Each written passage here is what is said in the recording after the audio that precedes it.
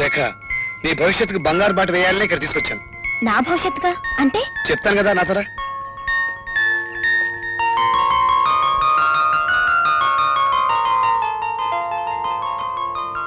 నాకు టెలిగ్రామ్ ఎవరు ఇచ్చారయ్యా?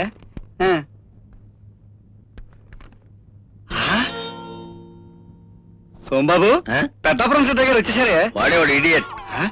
అమెరికా వెళ్ళిన 3 నెలల్లోనే మీ ఏగానే మర్చిపోయావా? ఆయన అమెరికా నుంచి వైజాగ్ లో దిగారు, ఇప్పుడు విమానంలో ఇక్కడ దిగుతున్నారు. అయితే మేము పరిగెత్తాలి. ఎక్కడికి? అదేనండి, ఆయన రిసీవ్ చేసుకోవడానికి ఎయిర్పోర్ట్ కి పరిగెత్తాలి. అల్లుడు గారిని కూడా తీసుకెళ్దాం. అల్లుడు గారు వద్దండి, ఆయనకి రాత్రి నుంచి ఒకటే జ్వరం అండి. పెట్టిన ముసుగు ఇంకా తీయలేదు. సరే, మన ఇద్దరం వెళ్దాం పద. నాకు కూడా కడుపులో ఏదోగా ఉందండి.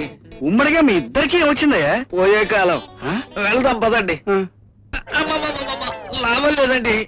ఇదిగో సరే, నువ్వు ఈ పనులు లోపలుండు, నేను వెళ్ళి రిసీవ్ చేసుకుంటాను. నువ్వు వెళ్ళు బాబు, వెళ్ళు. రాబాబు, రాబాబు, ఇక్కడ ఇక్కడ ఏమిటి హడావిడి? తర్వాత చదువుదు రా. మన కథ అడ్డం తిరిగింది. అడ్డం తిరగడమే నీ బంధ. ఒకప్పుడు నిలువుగా నడిచిందా మన కదా? అది కాదురా, ఆ పెద్దాపురం సిద్ధయ్య ఊళ్ళోకి తగలంటాడు. వాడోడు. ఈ పేరు ఎక్కడ విన్నట్టుందే? వాడి పేరు చెప్పుకునే 3 నెలలుగా ఇక్కడ మేస్తున్నాడు. అమెరికా? వాడిని రిసీవ్ చేసుకోవడానికి గోవిందగాడు ఎయిర్పోర్ట్ కి వెళ్ళాడు. అమెరికా వెళ్ళిన వాడు అక్కడే స్థిరపడచ్చు కదా, ఇక్కడ తగలటం ఎందుకు? మన నోట్లో దుమ్ము కొట్టడానికి. మన నాటకం అయిపోయిందిరా. ఇక్కడి నుంచి జెండా ఎత్తేయాలి పదా. ఈ ఇంటితో కొద్దిగా సెంటిమెంట్ ఏర్పడింది. రేయ్, మందులో మజ్జిగ కలపకూడదు. మనలాంటి బేవార్స్ గాళ్ళకి సెంటిమెంట్స్ ఉండకూడదు పదా. పాపం చెప్పేద్దాం మావా. చెప్పుచ్చు కొట్టి గొయ్యి తీసి కప్పెడతారు 3వ కంటికి తెలియకుండా. అదే బాబు గారు గోడ దూకుతున్నా సరదాగానా? ఎక్కడ తగులుకున్నాడు? దొరికామంటే ఆ గోవింద గాడికి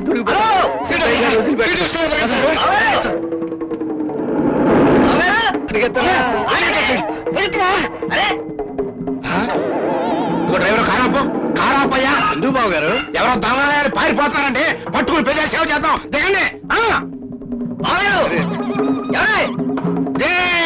ఆగండ్రా, ఆగండి, ఆగండ్రా దొంగ కొడుకున్నారా. ఎక్కడికి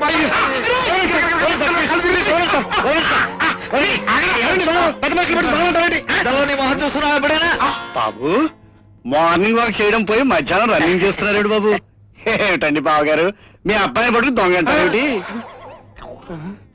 మీ అబ్బాయి ఈ నా కొడుక ఒక్క పోలి కూడా లేకపోతే ఎవరు ఇంటర్వ్యూ అనుకుంటారు. అదేమిటండి, అతను మీ అబ్బాయి అని, వీడు వాడికి సెక్రటరీ అని మా ఇంట్లో 3 నెలలుగా తెస్త వేశారు. అయితే ఇందులో ఏదో మోసం ఉందయ్యా.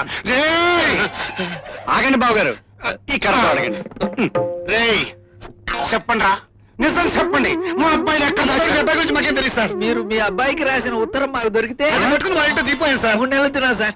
కొత్త పెళ్లి కొడుకులా చూస్తున్నా సార్. పాపం తిన అబద్ధం ఆడకూడదు సార్. అందుకే ఆయన దీంతో అడుగు. అందుకే ఆయన వస్తున్నాడని రన్నింగ్ రేస్ ప్రారంభించారా? కరెక్ట్ అర్థం చేస్తున్నాడు.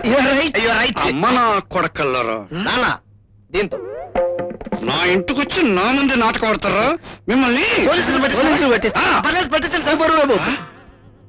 వాళ్ళు చెప్పింది నిజమే బాబు గారు. ఇప్పుడు ఏం చేద్దామంటారు? అసలే కారతో నిన్ను అడగాలయ్యా. హాలకాపల్లి బెల్లం దెమ్మ లాంటి మొఖము ఈడును ఈ నీ కాబోయేలుడంటే నువ్వెట్టనమ్మావయ్యా. సర్లే, 3వ కంటోడి తెలియకుండా గప్చిప్గా వదిలి నీ పరువన్న దక్కుద్ది. ఇద్దరు అడ్డగాడిదలకి 3 నెలలు కంచిగాడు సేవ చేశాను సరిపెట్టుకుంటాను నేను చేసిన తప్పుకి. ఏరా, నీ బతుక్కి నా కాబోయే అల్లుడు అవుతావా? చెప్పు. పెద్ద మనిషి చెప్పడికి వదిలిపెడుతున్నాను. నడవండి బాబు గారు. ఎందుకు కారుందిగా? అమ్మమ్మమ్మ, ఆ దొంగ సచ్చినోళ్ళు ఎంత నాటకం ఆడారు, ఎంత మోసం చేశారు. అసలు మీ అందరినీ దీంతో మాట్లాడాలయ్యా. ఈయనేవాళ్ళు ఏ రియంగలప్పలైతే చెప్పేవాడు మహాజ్ఞానని.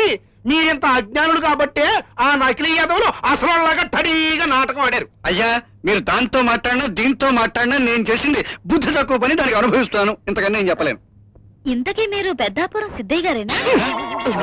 ఏమిటా మాటలు బుద్ధి లేకుండా? ఏమిటమ్మా నువ్వు అనే మాట? నేను ఆయన ఇంట్లో స్వయంగా సాక్షాత్తు విష్ణు రూపంలో ఆయన చూశాను. ఇదిగో గోవిందయ్య, ఆ అమ్మాయి అట్టు మాట్లాడటంలో తప్పే ఉంది చెప్పు. ఇంత అన్యాయం జరిగిన తర్వాత ఎవరికైనా అనుమానం రావటం సహజమే కదా. వాళ్ళు గుండెలు తీసిన బంటులు కాబట్టే వాళ్ళ మోసం తెలుసుకోలేక మా అమ్మాయిని వాడితో షికార్లకు తిప్పాం గాని. ఏంటమ్మా నువ్వు అనేది? మీ అమ్మాయిని ఆడుతూ? అదే లేదండి, వాడు నిజంగా మీ అబ్బాయి అనుకుని ఈ వెర్రి బాగుల్ది మా అమ్మాయిని వాడితో ఉత్తిరే షికారుకి పంపిద్దామని అనుకుంది. కానీ నేనేమో తెలివి తక్కువ వాడినా. వాడిలో తమ దివ్య తేజస్సు కనిపిస్తాం లేదని నాకు అనుమానం వచ్చి మా అమ్మాయిని కళ్ళారా చూడకుండా జాగ్రత్త పడ్డాను. అదేమిటమ్మా వాళ్ళిద్దరూ కలిసి ఊరుకోరా. అవునండి అన్నయ్య గారు, మా అమ్మాయిని వాడికి అసలు చూపించలేదండి. సరేలేవయ్యా, మీ అమ్మాయిని ఒకసారి పిలిపిస్తే ఆ అమ్మాయిని నేను క్షుణ్ణంగా స్టడీ చేసి ఆ తర్వాత మా ఓణ్ణి స్వయంగా తీసుకొస్తాను. అలా అన్నారు, బాగుంది. అమ్మాయిని తీసుకురావే. ఆ. నువ్వు కూడా వెళ్ళమ్మా. పెద్దలు కూర్చోండి. ఆ. నమస్కారం. ఏమిటమ్మా వాంతి చేసుకుంటున్నావా? ఏమైంది? ఏమీ లేదత్తయ్య, 3 రోజుల నుంచి ఇలాగే వాంతులు చేసుకుంటుంది. ఏమిటి 3 రోజుల నుంచి ఇలా వాంతి చేసుకుంటుందా? అత్తయ్య, చింతకాయ ఏమైంది చెప్పు. అయ్యా సిద్ధయ్య గారు, అవడానికి మాది మధ్యతరగతి కుటుంబం అయినా మర్యాదలకి మహారాజులు కూడా తీసుకోమని మరి ఊరు వాడ మా గురించి చెప్పుకుంటారండి. సర్లేవయ్యా, నాకు ఈ విషయం అర్థమైంది కానీ ఆ, కాస్త నువ్వన్నా వెళ్ళి తొందర పెట్టి అమ్మాయిని తీసుకురా. ఆ, తీసుకొస్తాను. ఆ అమ్మో అమ్మో అమ్మో, ఎంత నీచానికి దిగావే. నిన్ను ఊరుకోత్తయ్య, ఏమిటి అంతా ఎక్కడున్నారేమిటి? ఏం జరిగింది మన కొంప ముచ్చిందండి. అంటే? ఇది నెల తప్పిందండి. నోరు మూయి, సిద్ధయ్య గారు అక్కడ ఉన్నారు. తెలిసే మాట్లాడుతున్నావా? అన్ని వివరాలు కనుక్కొని చెప్తున్నానండి. ఆ ముద్రష్టపు పెదవా దీన్ని గర్భవతులు చేసి మరీ పారిపోయాడండి. అమ్మో, నా 5 కోట్లు. బాబో ఎట్రా, లోపలికి ఎల్లినోళ్ళు వెళ్ళినట్టే ఉంటున్నారు, ఒక్కళ్ళు పిల్లలు బయటికి తీసుకురావట్లేదు. ఇదేదో నా టడీకి అందట్లేదయ్యా. అబ్బే ఏం లేదండి, మా చెల్లాయిని అలంకరించడానికి కొంచెం టైం పడుతుండొచ్చు. అంతేనా? అంతే. ఈ లోపల మనం ఓ పని చేద్దాం. ఏంటి? ఇల్లు చూద్దాం. పద. ఆ వెధవులు చేసిన మోసానికి మేము సిగ్గుతో చేస్తుంటే నువ్వు ఈ పాడు పని చేసి లచ్చి, బా, గోల చేయకే. అల్లరి చేసామంటే మన పరువు పోతుంది. రేపు లేడీ డాక్టర్ని పిలిపించి దానికి ఏ వైద్యం చేయాలో చేయిద్దాం. అక్కడ 5 కోట్ల సంబంధం ఎదురు చూస్తుంది. ఆ సిద్ధయ్య గారు అమ్మాయిని స్టడీ చేస్తాను అక్కడ కూర్చున్నాడు.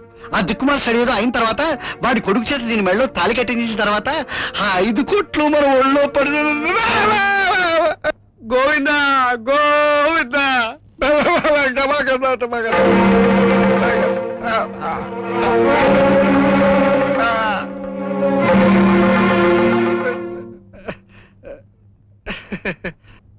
బావగారు, నేను చెప్పేది ఏంటయ్యా నువ్వు చెప్పేది?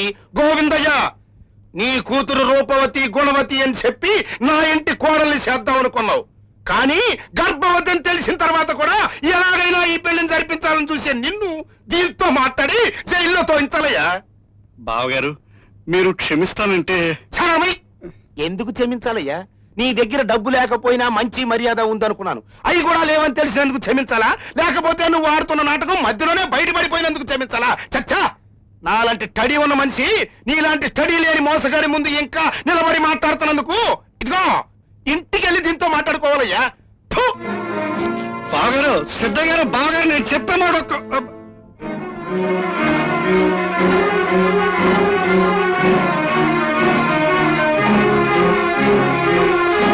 ఆశల్ని సర్వనాశనం చేసి నీ ద్వారా నేను ఎక్కాలనుకున్న అందలాన్ని ఎక్కకుండా చేస్తావే దౌర్భాగ్యాలా నిన్ను.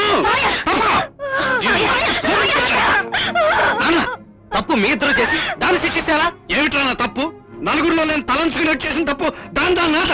మీ కూతురు చేసిన తప్పే అయితే ఆ తప్పు చేయమని ఎగదొస్తుంది మీరు కదా. హారత కర్పూరం లాంటి ఆడపిల్లని మంటల్లోకి తోసింది మీరు కాదు. ఒరేయ్, మీ చేత నీతులు చెప్పించుకోవాల్సిన గతి నాకేం లేదురా.